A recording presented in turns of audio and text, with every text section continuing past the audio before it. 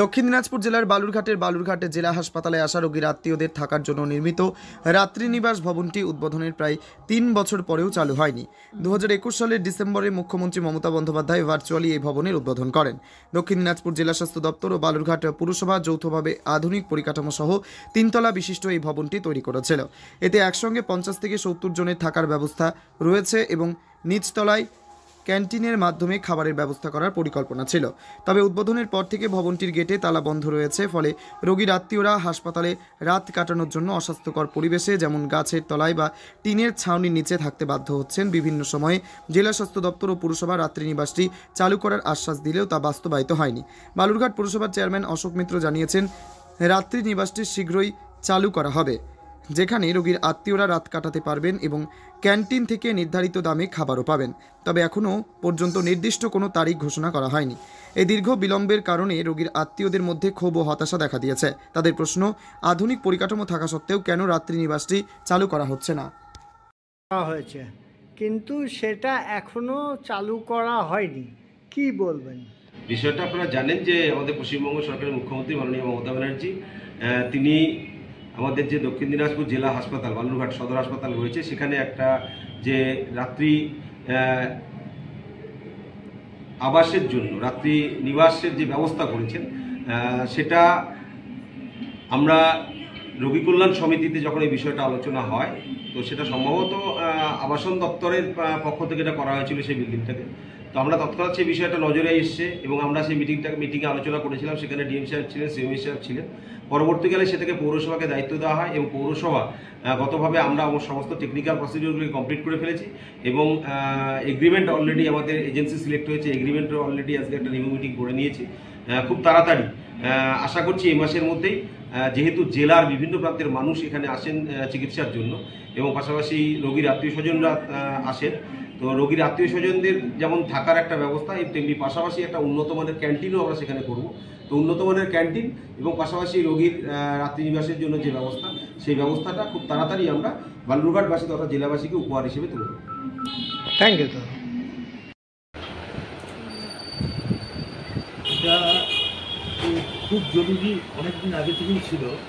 কারণ এই district hospital যখন গঙ্গানগরের হসপিটাল হয়নি, তখন গোটা সারাউন্ডিংয়ের মধ্যেই এই একটাই বড় হসপিটাল ছিল। এই হসপিটালের উপর নির্ভর করে দূর দূরান্ত থেকে, গ্রামগঞ্জ থেকে রোগী আসতো। তখন আগের খানিকটা নিয়মের শিথিলতা ছিল, জোর করে কিছু মা বাবা ছোট শিশুদের সঙ্গে হসপিটালের মধ্যেই থেকে যেত।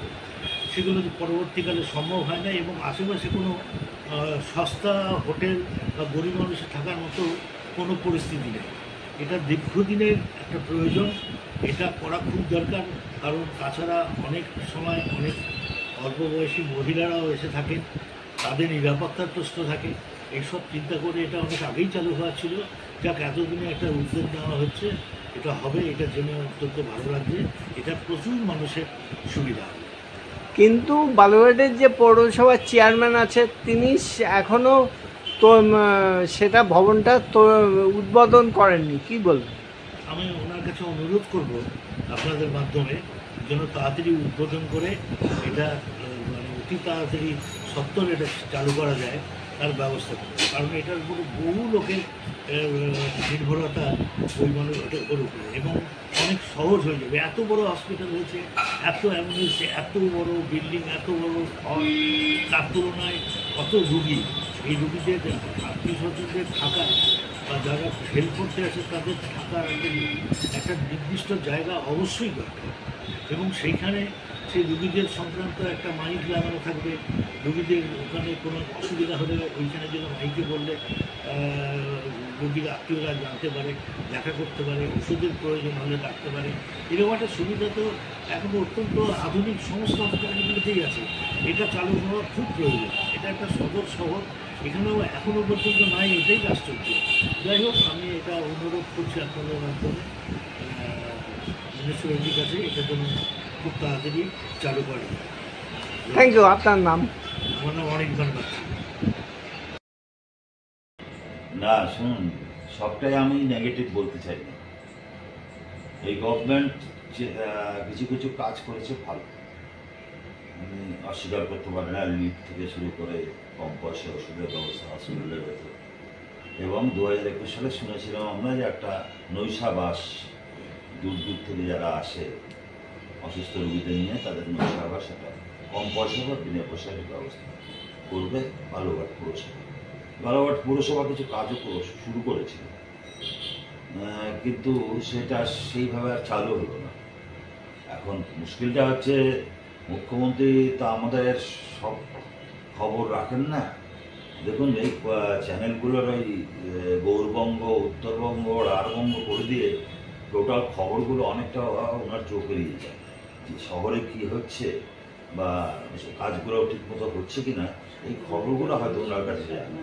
আমার ধারণা যদি ওনার কাছে খবরগুলো যায় এবং আমরা আমার মাধ্যমে অনেকে আসে বলবো যে অতি তড়িৎ গতিতে যাতে এই ব্যবস্থাটা করা হয়, কারণ এই সীমান্ত ঘেরা শহর বহু দূর থেকে রুগীরা আসে, তারা যদি নৈশাবাসের একটা সুবিধা পায় এবং কম পয়সায় একটা খাবারের ব্যবস্থা থাকে তাহলে অনেকটাই উপকৃত হবে। কারণ বুঝতেই পারেন ওই এলাকাটাতে এখনও সেরকম বিচ এলাকা হয়নি এবং হোটেলের অভাব আছে, তারপর সবার আর্থিক ক্ষমতাও নেই পয়সা দিয়ে থাকবো। আমি চাইবো প্রতি সপ্তাহে টাকা। Thank you. আপনার নাম? তোমার আমার সকলেরই একটাই পছন্দ, মাদার্স চয়েস। ঘরে সুগন্ধি ভাত, প্রতিদিনের রান্নায় নিখুঁত স্বাদ, চাই উন্নত মানের চাল। তাহলে আর দেরি কেন? আজই যোগাযোগ করুন ধনরাজ অ্যাগ্রো ইন্ডাস্ট্রিজ প্রাইভেট লিমিটেডে। আমরা আনি আপনার টেবিলে খাঁটি ও মানসম্মত চাল মাদার্স চয়েস নামে। একবার ব্যবহার করুন, আর ফিরে তাকাতে হবে না। বিশ্বাসে গড়া গুণগত মানে সেরা মাদার্স চয়েস। মা যেমন চান, চাল তেমনই। যোগাযোগের জন্য এখনই কল করুন 8509752023 এই নম্বরে। মাদার্স চয়েস শুধুই সেরা নয়, সবার প্রথম পছন্দ।